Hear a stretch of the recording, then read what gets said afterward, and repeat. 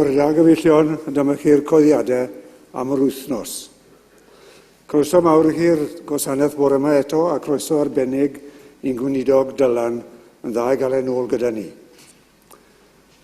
Bore Gwener am hanner awr 10 bydd astudiaeth feiblaidd tymor y grawys yn parhau ar Zoom. Croeso cynnes i bawb, ac os am fanylion, cysylltwch ar gweinidog, os gwelwch yn dda. Nos Iau am 6 o'r gloch bydd cwrdd gweddi yma yn y capel, ac o hyn ymlaen bydd hwn yn achos wythnosol. Bydd hefyd ar Zoom a eto cysylltu ar gweinidog am fanylion. Ymarfer côr y capel nos Fawrth fel arfer am 7 o'r gloch. Sul nesaf, oedfa fel arfer am 9:45 a'n gweinidog yn gwasanaethu. Mae'r gyngerdd yma ar y cyntaf o Ebrill am hanner awr wedi 7, côr Meibion Pen y Bont a côr y Tabernacl hefyd.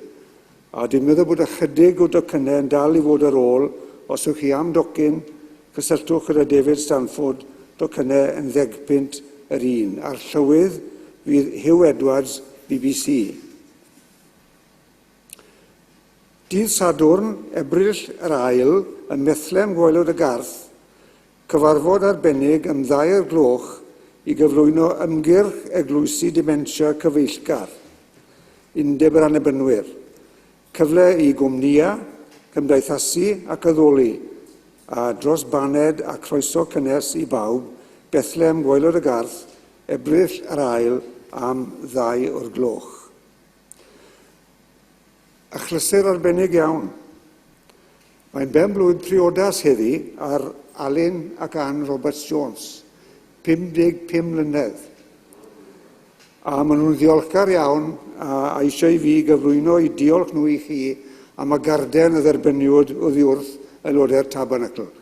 Llongyfarchiadau chi'ch dau. A nawr mi dderbyniwn yr offrwm. Diolch yn fawr.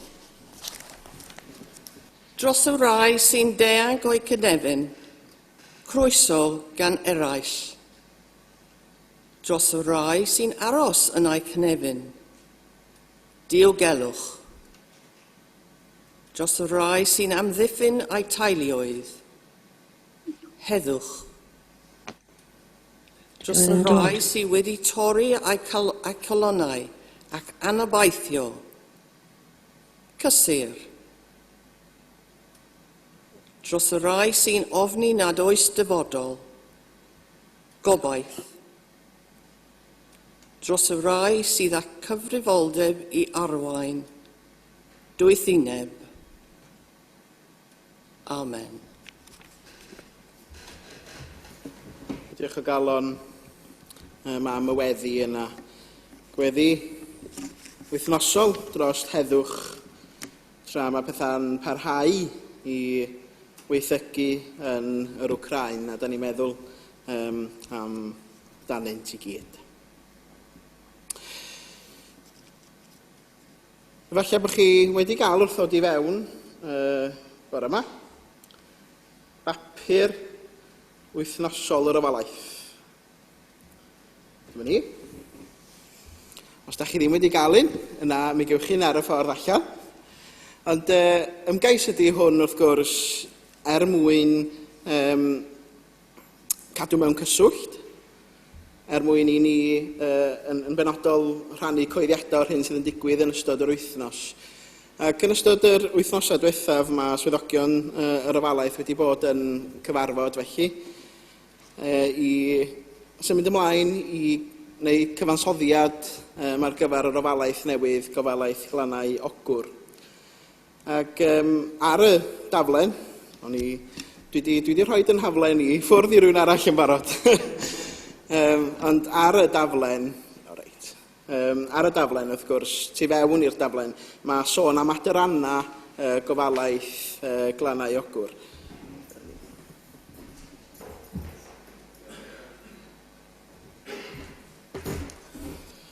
A mae yna sôn am aderanna gofalaeth Glannau Ogwr yn fan hyn, tu fewn i'r daflen. Y gobaith ydy yn bod ni yn sefydlu'r adrannau yma i edrych be allan ni wneud ar y cyd gyda Porth Cawl hefyd felly, a cydweithio mewn cenhadaeth. Ac mae yna sawl adran sef addoli a dysgu, lle bydd yr adran yn edrych ar gyfleoedd i addoli a datblygu themau. Mae hefyd sôn am astudiaeth feiblaidd ac hefyd gweithgarwch plant ac ieuenctid.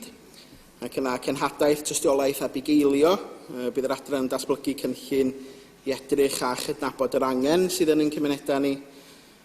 Ac yna digidol a chyfathrebu, yr adran sydd yn gweithio i ddatblygu gwefan yr ofalaeth, ydyn os gynnach chi ddonia penodol, yna da chi byddwch yn rhan o'r adrannau yma.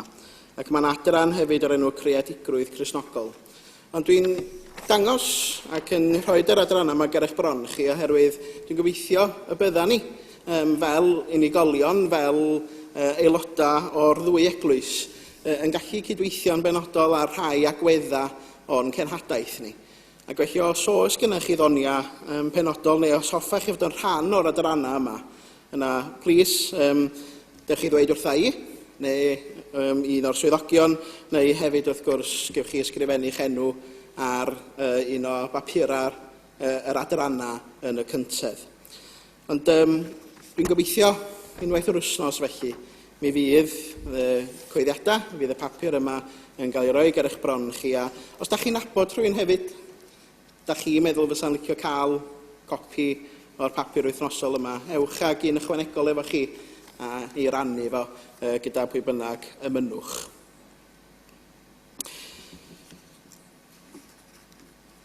Mi wnawn ni droi at emyn rhif 36. Wel, dyma hyfryd fan i droi at Dduw, lle gall credadyn gwan gael nerth i fyw. Fri at dy orsedd di, rym yn dyrchafu'n cry, o edrych arnom ni a'n gweddi clyw. Emyn rhif 36.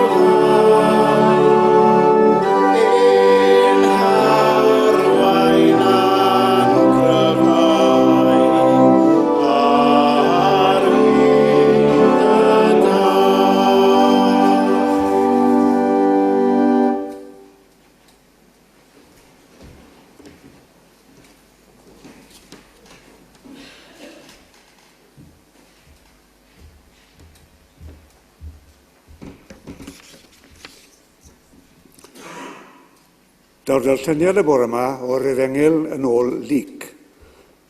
Penod 15 ac adnodau 1 hyd at 10. Roedd y dynion oedd yn casglu trethu i Rufain a phobl eraill oedd yn cael eu hystyried yn bechaduriaid yn casglu o gwmpas Iesu i wrando arno fe. Ond roedd y Phariseaid a'r arbenigwyr yn y gyfraith yn cwyno am wmblan. Mae'r dyn yma yn rhoi croeso i bobl sy'n bechaduriaid. Mae hyd yn oed yn bwyta gyda nhw. Felly dyma Iesu'n dweud y stori yma wrthyn nhw. Dychmygwch fod gan un ohonoch chi 100 o ddefaid, a bod un ohonyn nhw wedi mynd ar goll. Oni fyddai'n gadael y 99 y tir agored ac yn mynd i chwilio am y ddafad aeth ar goll nes dod o hyd iddi? A phan mae'n dod o hyd iddi, mae mor llawen. Mae'n ei chodi i'r ysgwyddau ac yn mynd adre. Wedyn, mae'n galw ei ffrindiau a'i gymdogion draw ac yn dweud wrthyn nhw, dewch i ddathlu, dwi wedi dod o hyd i'r ddafad oedd wedi mynd ar goll. Wir i chi, dyna sut mae hi yn y nefoedd.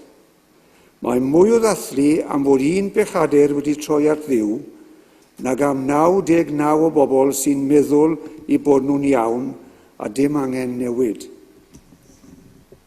Neu, petai gan ryw wraig 10 darn o arian ac yn colli un ohonyn nhw. Bydde hi'n cynnau lamp ac yn mynd ati lanhau'r tŷ i gyd a chwilio am hwb twll a chornel am y darn arian nes iddi ddod o hyd iddo. Pan mae'n dod o hyd iddo, mae'n galw ei ffrindiau a'i chymdogion draw ac yn dweud wrthyn nhw, dewch i ddathlu, dwi wedi dod o hyd i'r darn arian oedd wedi mynd ar goll. Wir i chi, dyna sut mae Duw yn dathlu o flaen ei angylion pan mae un bechadur yn troi ato. A boed bendith Duw ar y darlleniad a'r gwrando.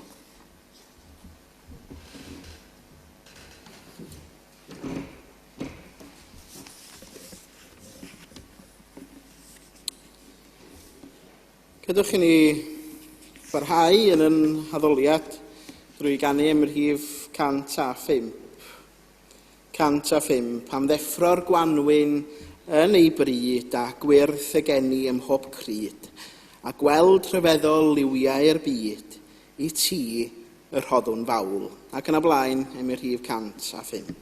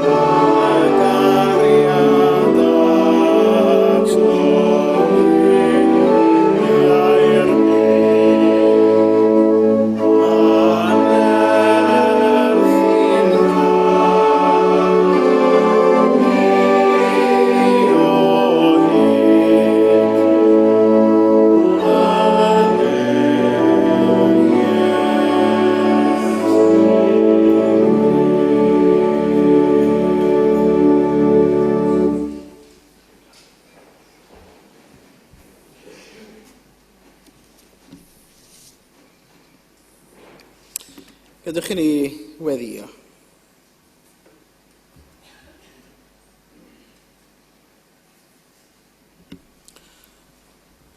O ddiwyn tad, nefol a sanctaidd, dwn ata ti unwaith eto yn wylaidd ac yn ostenedig.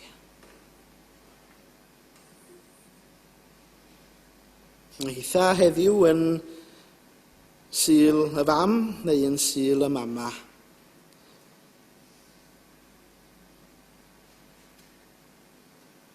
Hyfryd yw cael dod ata ti i ddiolch i ti am gariad pob mam.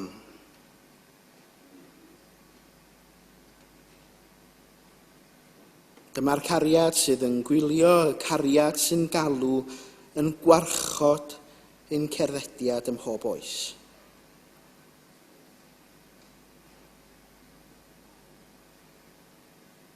Fel y mam yn meithrin ei phlant, yn ei dysgu, ei bwydo, ei dilladu, ei harwain. Felly rwy ti hefyd yn ei meithri ni. Yn ein harwain yn ofalus teg ata ti.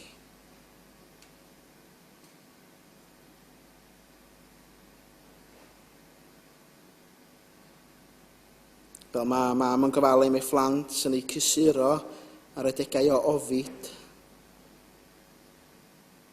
i cadarnhau ar y degau o ansicrwydd, i hannog ar adeg o her. Felly rwy ti hefyd yn gofalu amdano ni. Yno bob amser i'n cofleidio ni, am codi ar ein traed pan fyddwn ni'n disgyn.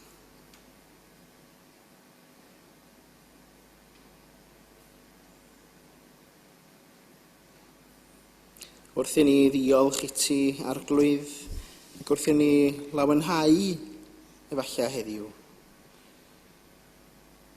Mi rydyn ni hefyd yn cofio am y mama hynny mewn rhannau o'r byd sydd heb fwyd i'w roi i'w plant. Y mama hynny sy'n gorfod gwylio ei plant yn dioddef ac yn marw. Rydyn ni'n cofio amdanyn nhw ar y Sul yma.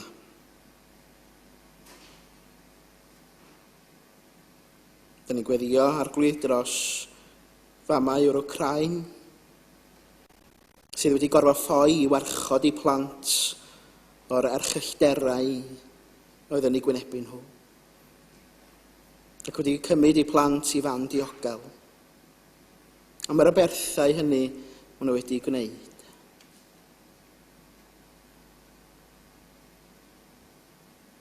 Rydyn ni'n gweddio am famau Rwsia, sydd yn gofidio am eu plant sydd yng nghanol yr rhyfel yma.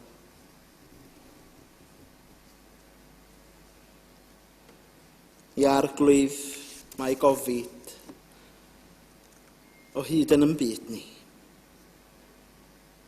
Rydyn ni'n gofyn i ti lapio nhw'n gynnas yn dy gariad di y bore yma.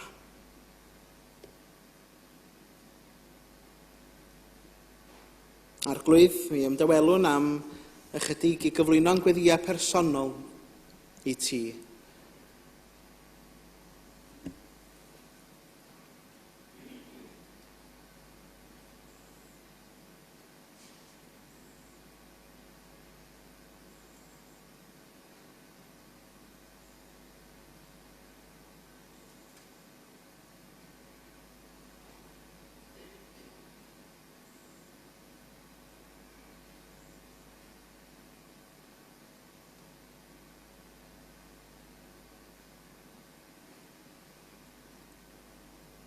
Ein Duw graslon, mam a thad pob un ohono ni.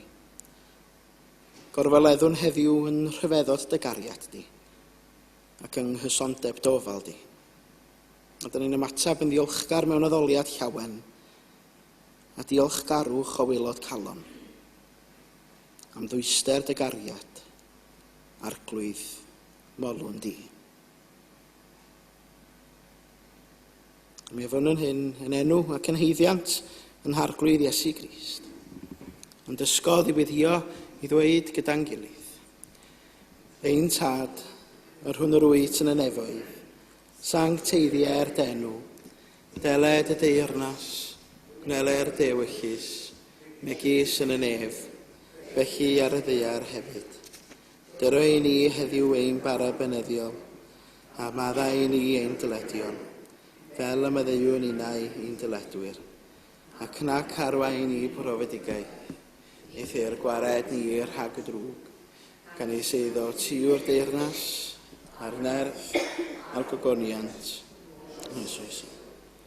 Amen. Mae gadwch i ni barhau drwy ganu yn hymu nesaf, sef 242. 242. O doed y deyrnas nefol dad, yw'n gweddi dair ar ran pob gwlad. Dyfodiad hon i galon dyn, a ddwg genhedloedd byd yn un. Ac yn y blaen, 242.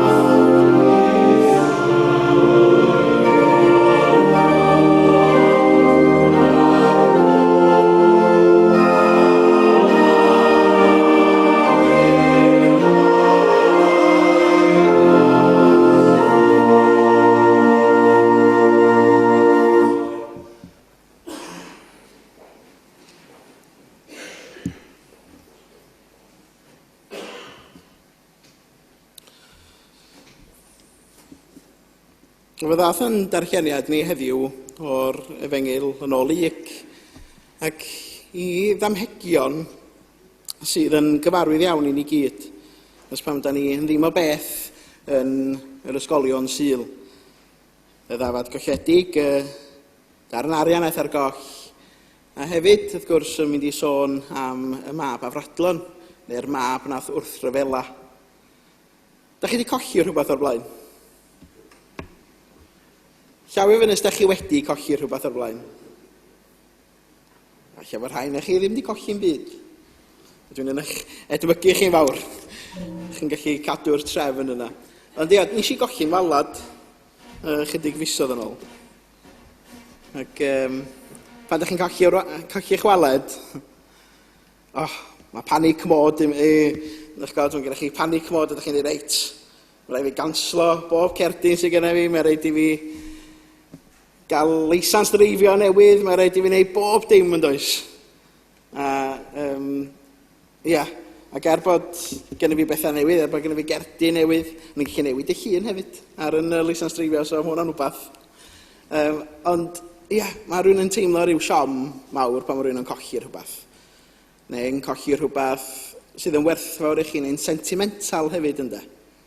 Rhywbeth da chi wedi drysori felly, a yna mae o'n mynd ar goll. Ac, ia, wrth gwrs pan nes i ordro yng nghardiau newydd efo dim nes i ffendio'n walad ynddo. Ia, a rhyw, ia. Bod fi'n ffendio'r walad, rhyw deimlad o, ia, iawn, o leiad wedi mynd i ddwylo diarth ynddo. Ond pan da ni'n meddwl am y darlleniad, wnaethon ni glywed, a hefyd, am sôn hefyd am y mab afradlon yn benodol, da chi'n gwybod, yn lle meddwl am ryw walet ar y goll neu ryw ddarn o emwaith neu ryw fodrwy, sôn amdana ni, ma Duw. A mae bobl hynny sydd wedi crwydro, ond sydd yn y diwedd yn troi nôl felly, ac bod ni yn cael yn ffendio felly. Os ydych chi'n gofyn i mam, gan fod ti'n syl y mama, fi ydi angel y teulu. Oedd Bethan yn chwaer yn anghytuno'n fawr gyda fi rwan. Mae hwn yn cael ei recordio, mae nhw'n gwrando. Dyn di yn sbio na ti. Ond ia, na, o'n i'n fachgan tawel iawn pan o'n i yn tyfu fyny. Rhowch bapur i fi, ac o'n i'n dawel, o'n i'n unau'n gwneud origami, ni'n sgwennu rhywbeth lawr o hyd, neu'n gwneud llun. O'n i'n dawel ac yn fodlon, yn wahanol i ymrodir a'n chwaer oedd yn gwrthryfela weithiau. Ac mi da ni gyd yn mynd drwy gyfnod o wrthryfela, dwi'n meddwl, yn dydan. Ac dyna sydd wedi digwydd yn dameg y mab afradlon. A dwi'n sôn am hwn yn benodol i gysylltu gyda thema'r diwrnod hefyd, a wrth gwrs achos bod ti'n syl y fam, mae Duw yn fan hyn yn cael ei botriadu fel rhiant. Fel y tad, ia, sydd yn cofleidio, ond fel mam hefyd sydd yn cofleidio ei phlant ynddo. Rhyw ddarlun felly sydd gynna ni o Dduw.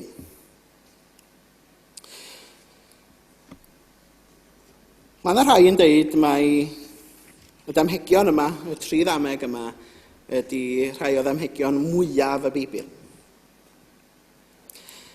Ac pan ydych chi'n edrych ar y damhegion mwyaf grymus y Beibl, yna mae'n gamp ar sut mae pregethu ar y ddameg eiconig yma.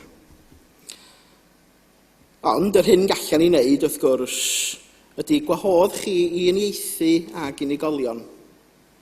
Unigolion sydd yn y damhegion yma. Boed chi y ddafad sydd ar goll, boed chi y bugail felly, neu bod chi y ddynas sydd yn chwilio am y darn arian ar goll. Neu pan ydych chi'n meddwl am y mab afradlon, ydych chi yr brawd ifanca sydd yn dweud, reit, dwi'n wedi gymryd yn etifeddiaeth i gyd ac dwi'n mynd i'n joio'n hun. Neu yda ni y tad sydd yn cofleidio, neu yda ni y mab hynaf sydd ddim yn licio fod y tad yn cofleidio ar un ath ar goll. Ynddo. Dwi eisiau dangos llun i chi. Pwy sy'n gyfarwydd ar llun yma?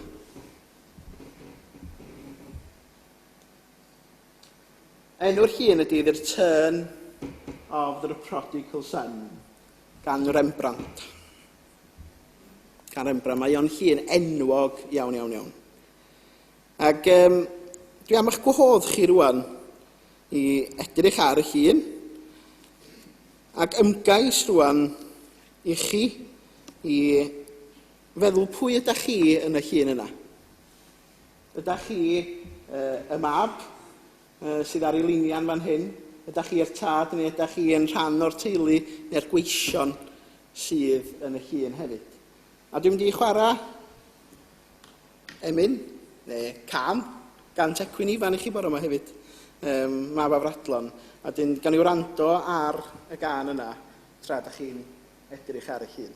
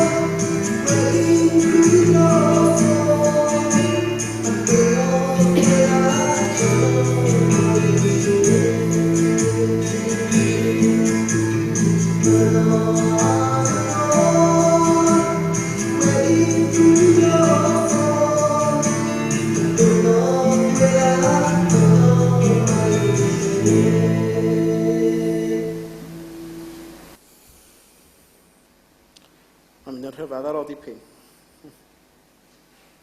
Hynny. Wel ia, be welwch chi yn y llun yma? Yn gofyn i chi siarad efo fi rwan. Be welwch chi yn y llun? Hapusrwydd? Ia. Cariad? Ia, mab yn gofyn am fyddiant. Chi'n gweld o chdi bach yn agosach. Yn gweld stad y mab hefyd. Yr sandalau sy'n y racs a'r dillad sy'n yn garpiog ac yn fudur. Mae'n gos nath chi sylwi ar yr un yma. Chi weld o? Ddim yn dda iawn o bosib. Gadwch chi fi eich helpu chi weld o'n well. Technoleg ydy. Chi weld o'n.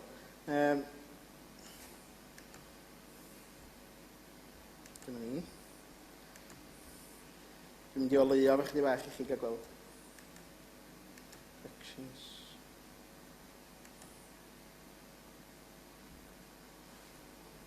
Chi weld o'r o'n? Dyna yn y cysgodion yn y llun, yr hyn welwn ni wrth gwrs ydy y mab hynna. Yn gweld o'r cysgodion. Os ydych chi'n edrych ar y llun iawn felly, mae o'n anfarth, mae o'n reit fawr. Ac ydych chi'n gweld yr holl bethau yma. Ydych chi'r gweision neu ydych chi'r fam, neu falle sydd o gwmpas, ydych chi'r tad, ydych chi y person sydd yn gofyn am fyddiant. Neu ydych chi'r brawd sydd chydig bach yn genfigenus bod hwn yn cael y ffasiwn groeso yn ôl gan ei dad ynde. Dyna sydd yn braf am ddymhegion, pan bod Iesu yn adrodd damhegion, mi roedd o'n gofyn i bobl yn ieithu pwy oedden nhw yn y stori ynde, neu yn y ddameg felly. Ac Yr hyn a welwn ni yn y ddameg yma ydy mai Duw mewn gwirionadd yw y tad, ac mae ni yw yr un sydd yn dod ger I fron o.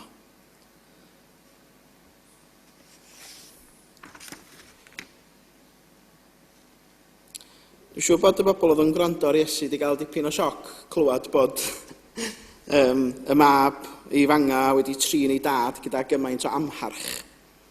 Ac eto roedd y tad yn dal i'w groesawu fo adra. Ac meddyliwch am y rhai afradlon efallai yn bywydau ni, da ni'n deud hynny weithiau. Dwi wedi clywed o yn ei ddau weithiau bore yma.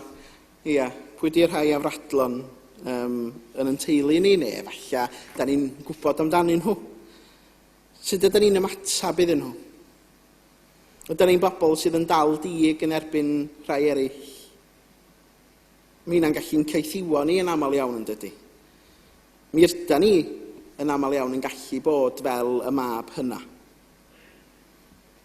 Bod ni yn y dirgel yn ei wneud o neu yn wneud o'n gyhoeddus. Ond pa mor agos mae'ch agwedd chi I agwedd y tad?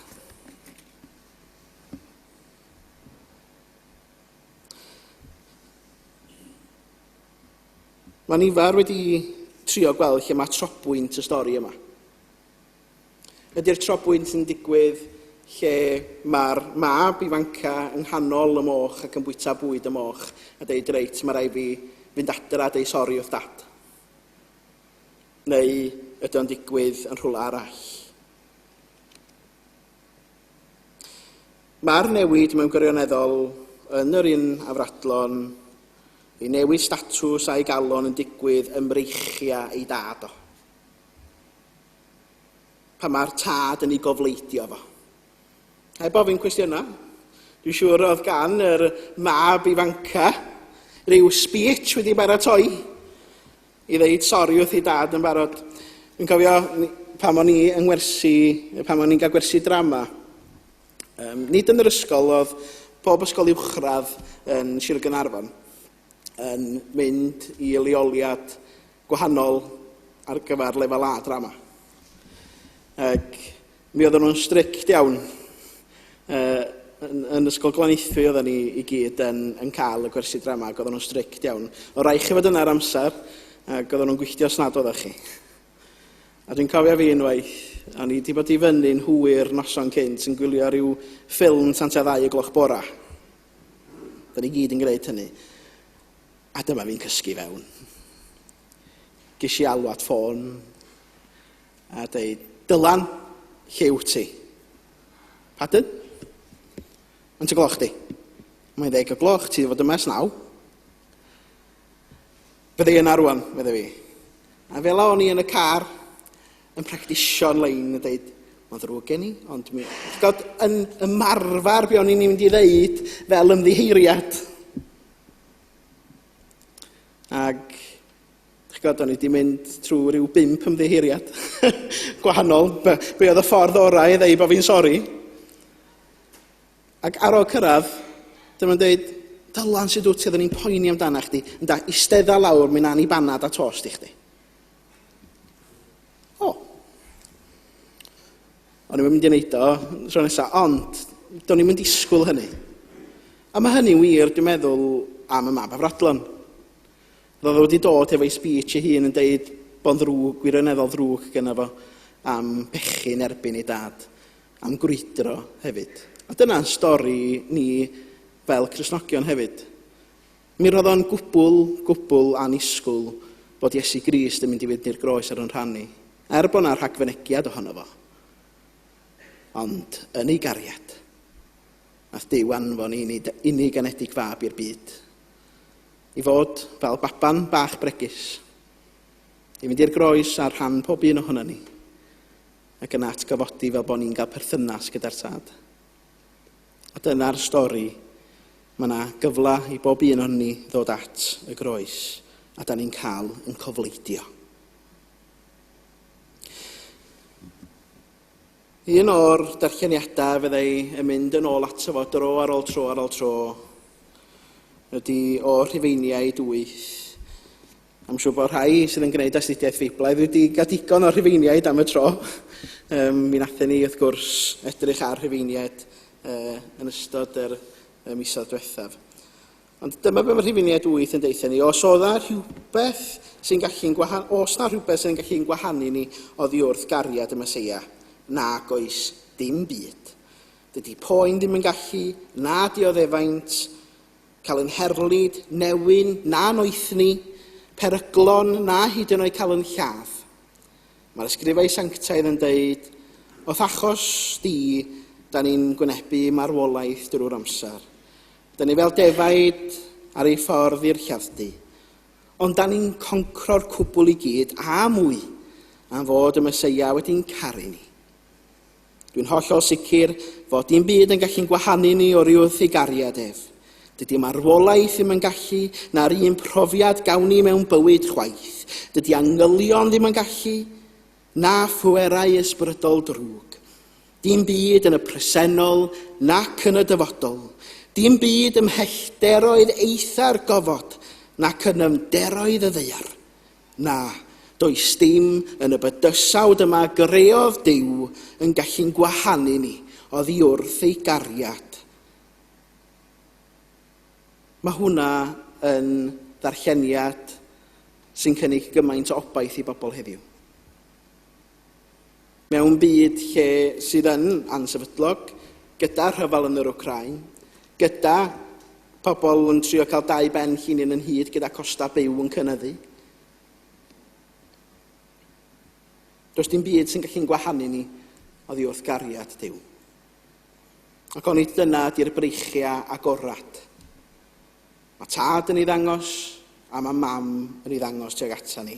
Dyna ydy Duw. Un o'r ymyna dwi yn colli dagra o hyd drosto ydy o fy Iesu bendigedig, dagra hapus ydyn nhw gyda llaw. A mae'r bennill olaf yn deud hyn, pwyso'r bore ar fy nheulu, colli'r rheini y prynhawn, pwyso eilwaith ar gyfeillion, hwytha'n colli'n fuan iawn. Pwyso'r hawddwyd, hwnnw'n siglo, profi'n fuan newid byd.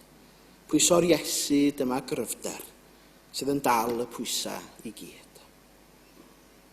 Ia, i bob un sydd yn crwydro, i bob un sydd yn wan, i bob un lle sydd angen gobaith a chariad arnyn nhw. Mae breichia yr arglwydd yn led agorad. Mwyn i enw. Amen. Mi fydda ni rwan yn canu emyn y Dôn i'w Blaen Wer. Ac i rhain chi sydd wedi derbyn dyna ni, y daflen bach yma. Mae'r emyn Mynais Wlad ar gael i fewn yn papur wythnosol. Ac mi fydden ni'n canu hon i'r Dôn Blaen Wern. Mynais Wlad yn bell o olwg tiroedd ffrwythlon sydd yn had. Yno roedd fy ffrindiau'n ffyddlon, nes i'n brofi'n llwyr ei brad. Pechod aflan, dom fe'n gyrrodd, nes a nes at gibau ar moch, ond dy ysbryd a'n gwaredodd, o dynfa gref y byd a'i groch.